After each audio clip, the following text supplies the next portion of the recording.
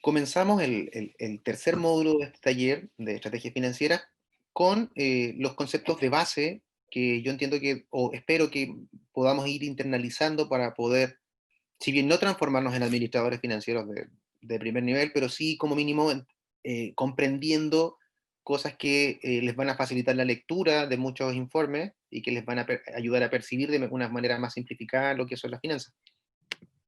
Un repaso muy breve, sobre qué son, en primer lugar, qué es un balance y qué es la estructura financiera de una empresa.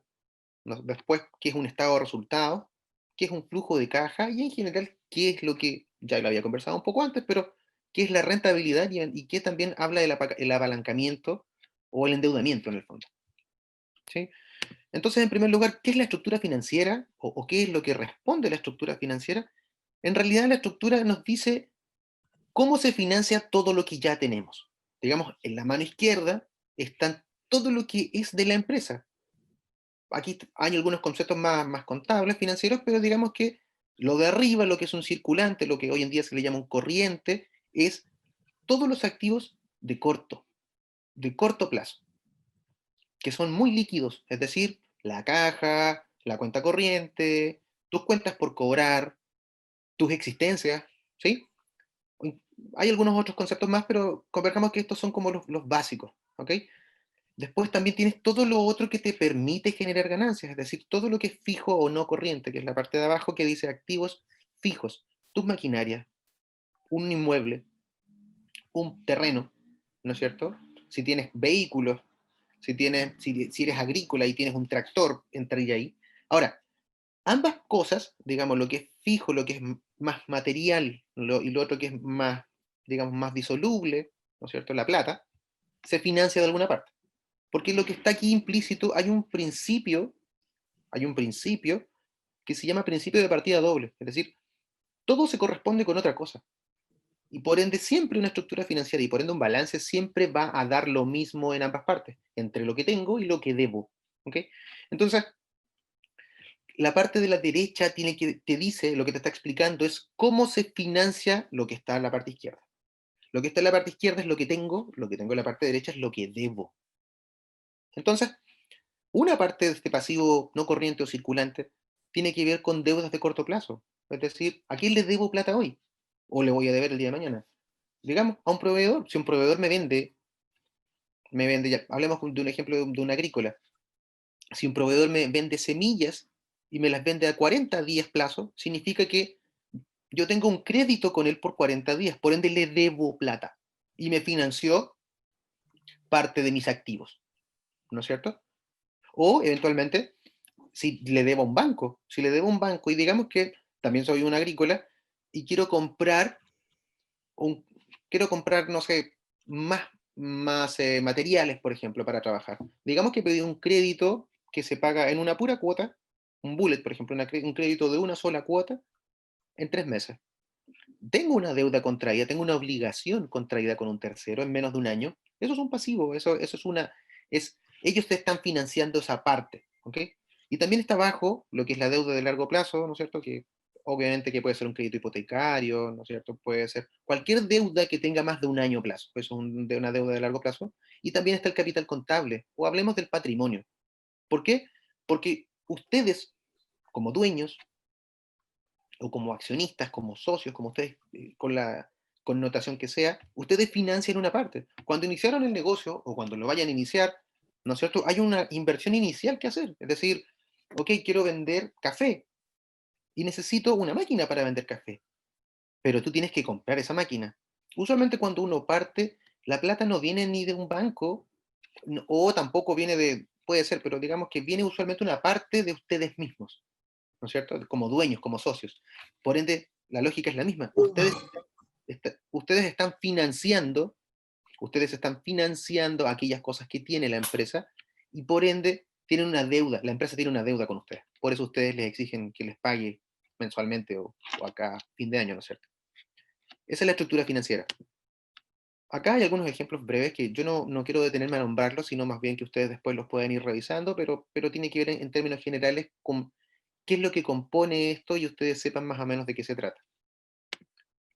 En general, lo que puedo decir es que un balance general muestra los datos los muestra en función de su liquidez, es decir, los activos, es decir, lo que yo tengo, se muestra siempre en función de lo que es más fácil de transformar en plata, de arriba hacia abajo, y mientras más abajo esté, más difícil es convertirlo en plata. Digamos, siempre va a estar arriba la caja o el banco, y abajo van a estar maquinarias que eventualmente me va a costar vender, ¿no es cierto? La parte de la derecha, lo que yo debo, la estructura que financia todo lo que tengo, se ordena de arriba hacia abajo en términos de la exigibilidad, es decir, qué es lo que tengo que pagar antes, ¿ok?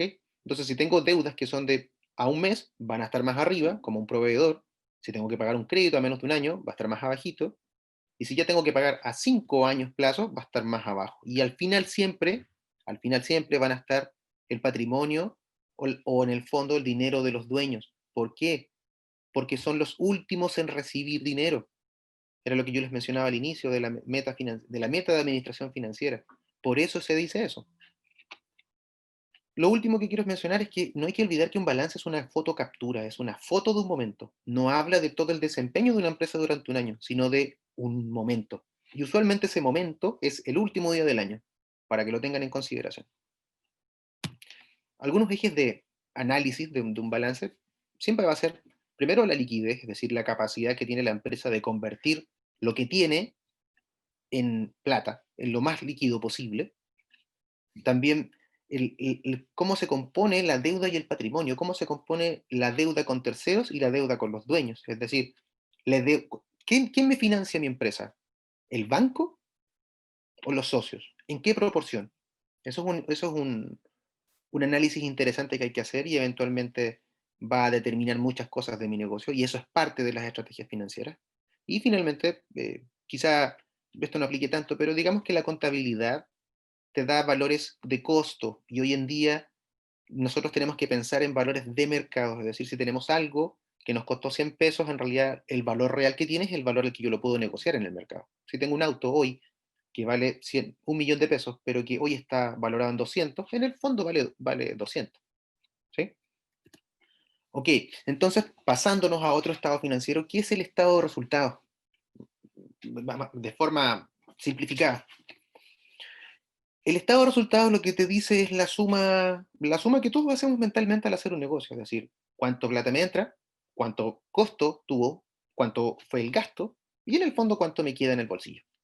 Esa es la cuenta tradicional que uno hace, y eso es lo que te menciona el estado de resultados, obviamente con una apertura un poco más compleja.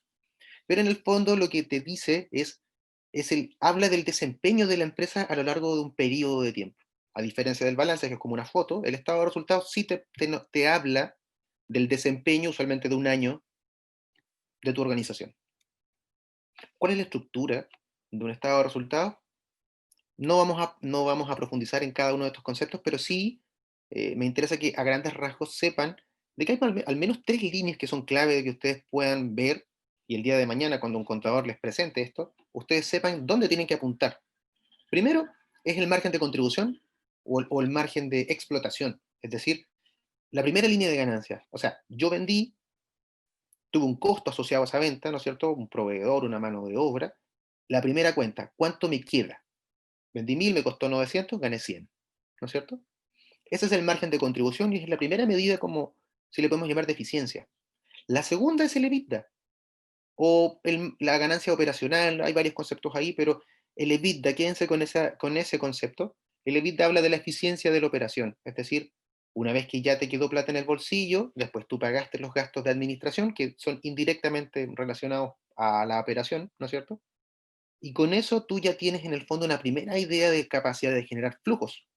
Y finalmente está la utilidad antes de impuestos, que en realidad te permite estratégicamente hablar de cómo te planificas tú en términos tributarios, ¿sí?